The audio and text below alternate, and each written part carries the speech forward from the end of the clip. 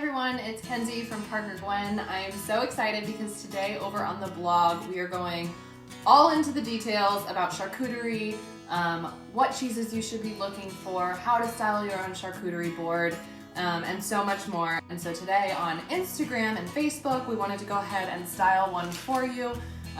This board that I will be styling is all about winter charcuterie, so we're so excited. So for me personally, I love to do different charcuterie platters based on the season. So obviously, I'm in Indy, so it's still really cold, but I think it's the perfect time of year to just like add a little bit of flavor and texture to your charcuterie board. So I always like to start with my cheeses. I typically will do one like harder cheese and then one softer cheese, just based on my friends' preferences. That way there's a little bit of something for everyone. So for this board, we're gonna be styling my brand new board from Parker Gwen, the Madeira board. And we're going to be using a smoked Gouda, which is like my tried and true favorite. And then we're also going to be adding this orange and cranberry goat cheese, which again is beautiful and just has a lot of different flavors and textures to it. I am by no means a meat expert, so I always just go with a little bit of a variety package. So this one will have different salamis and prosciuttos in it, and then I'll normally just like kind of scatter them around the charcuterie board so that they're just in different areas. I just like to make sure there's like a lot of mixture of texture.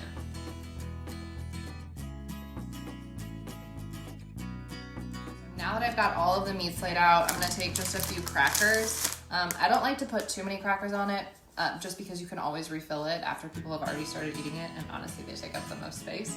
But I do just like to make sure I have a little bit of cracker accessible for each area of cheese, just because that's what people will be using it for. Right, so I also love to add different fruits and vegetables, but today I'm just sticking with fruits. I'm going with some black grapes just because I think for winter it really sets the scene. So I'm just gonna sprinkle these kind of around the whole charcuterie board. Again, a lot of this is just about adding some interesting texture and flavors that will complement the cheeses that we've picked out. The next fruit we're gonna add is some apple slices. I had these wrapped up so that they wouldn't get all gross before I was ready to style this. And I'll just put a few of these out. Again, you can always restock this board as people are enjoying it and eating it, but you don't want it to be just like so packed that people have no idea where to start. So I just like to sprinkle these in a few spots throughout, the whole board.